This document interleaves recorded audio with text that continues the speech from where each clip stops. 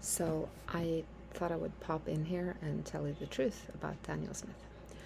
So when I was in Israel, I was praying for my husband, and they saw, three different people saw a man wearing green with fire around him, and he was very down to earth. He was Jewish, but you couldn't tell by looking at him.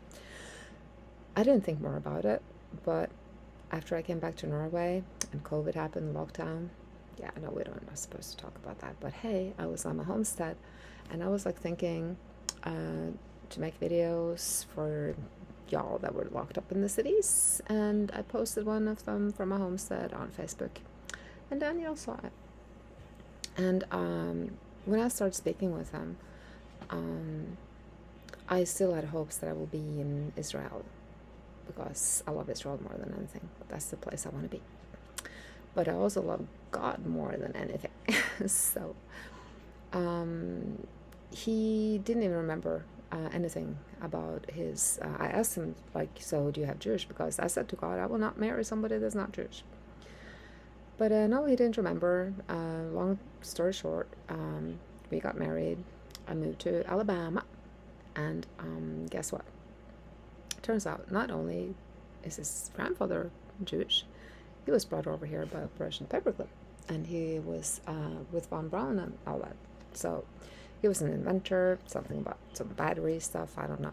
Anyway, so turns out not only is Daniel Jewish, but his grandfather was the only one that made it out of the Holocaust. His rest of family, his family got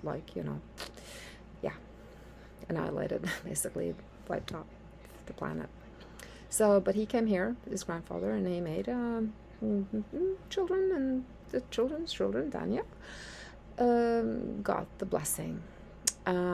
So he passed his father, and he passed his older brother, and he passed the blessing on to Daniel. Now, what kind of blessing was that? Because when Daniel was a kiddo, he would be with his grandpa, his papa, and he would play with his yarmulke, and he would tell him stories and everything. And the week he turned 13, he told me, and I also heard his father talk about this. I've heard his sister talk about this. I've heard his brother talk about this. And I've also seen his nephew literally attack us because of this, which is interesting. So what happened? The week he turned 13, there was one rabbi and a minyan that came all the way here. They spoke Hebrew, and they traveled far distance. So the rabbi and the minyan, they performed an anointing on him. So he was 13, he was kneeling. The oil jar thing was higher than him when he was sitting, and they poured the oil over him, and he remembers seeing the ephod. Now, he's been explaining all this in details because, of course, I'm curious, I ask questions, and he remembers more and more. But anyway, what he experienced was not a bar mitzvah. I had been to bar mitzvahs, that was not a bar mitzvah. And I said to him, that's something totally different. So he got a very, very special anointing that day. And his grandfather said also that he chose to give him the blessing. And he said before he turns 60, he will be on the throne of Israel. Now, when I came here and he started talking about all this, I was like, well, that's interesting. I kept it on the back burner. I don't make decisions until I have information. And then I remember he told stories about how his stepmom would kind of be mad at him and say, you will never be king, you will never be king. Now, isn't that interesting? Well, that's not a normal topic, is it?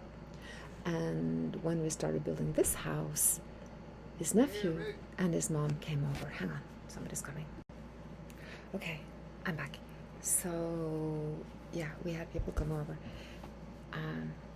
Okay, so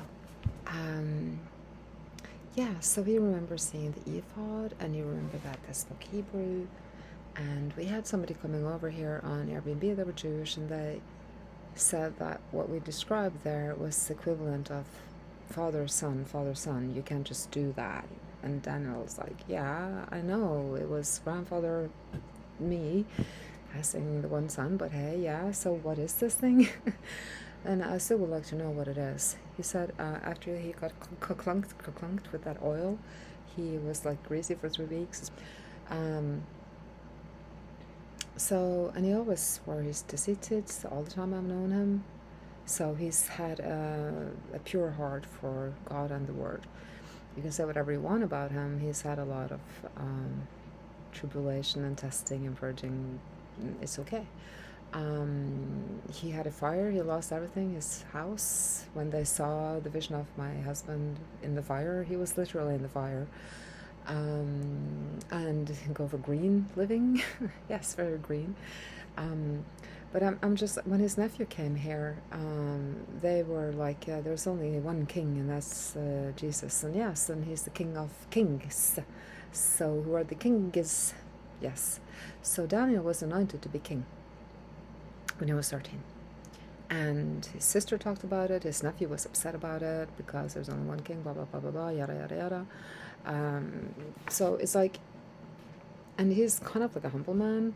So he's not like telling you this, but I'm telling you this because I knew him before, during, and after his coming into remembrance and describing things to me. So he's definitely Jewish. He's got his locks. He's got his love for Yah. He got anointed to be king of Israel. Now, the reason I haven't been talking about this to anyone is because it sounds so far out. Because if you're not like skeptical to things, you're weird, right? But I'm also like not too skeptical, because then you throw the baby out with the bathwater. So I've been waiting 5 years to share this message, because he is never going to tell you this, because he's too shy, too humble. And he also, as a spiritual person, I can see his light, his connection with God is very, very special. He's got a special part in something great. And so don't underestimate him just because he is humble. He is also extremely powerful. If not, he couldn't be married with me. Norwegian Viking, also with some Jewish blood and Italian blood, yes. And he shares my passion with God. So I also know we have things, we have visions that we've had for years and years. We have the same background growing up, like basically being alone with God and going through our tribulation. So we know that in the end days, that's where we're going to activate. And you also know there is something. You're on one side of the fence or the other. Either you're a sheep or you're a goat. And God is going to separate very soon. And it's what's coming in and through you, and then we walk, and he's going to gather us, and all that you've heard Daniel talk about is so much, the greater exodus. And that's where I fit in the picture. That's what I'm trained for, to be there, to help you all get back. The great multitude and the people that are supposed to come home. Jacob is coming home, y'all. Well, big brother Judah. You can just kind of like prepare for the 10 lost tribes to come back home, because it is time. And he is going to do it. He is going to gather his people. And it's just what it is. We grew up with the visions. We know what it is. I've seen Daniel. I've seen him go through his things. And he has never, ever wavered. He's never, ever had 2 or 3 different stories. No, it's the same story, and I can vouch for it. So Daniel Smith, the truth about him is he is anointed king of Israel, anointed prince of Israel. He's not inaugurated yet, but he is the anointed prince of Israel. And of course, he won't tell you, so I just thought I would pop in. And if you have any questions about this, please drop below, comment below. And yeah, and you all trolls that have been holding him down, just, you know,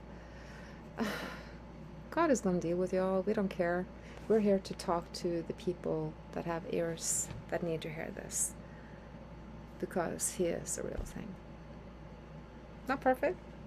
I'm not perfect, but God is. So, love you all. Stay tuned. Okay, and I forgot to tell you something. It's his birthday. So it's evening now, which means that Tubav started here in Alabama. and that's the 15th of Av, and that's when Daniel was born. On the Tu B'Av, it's on the Jewish calendar, it's the Del B'Av.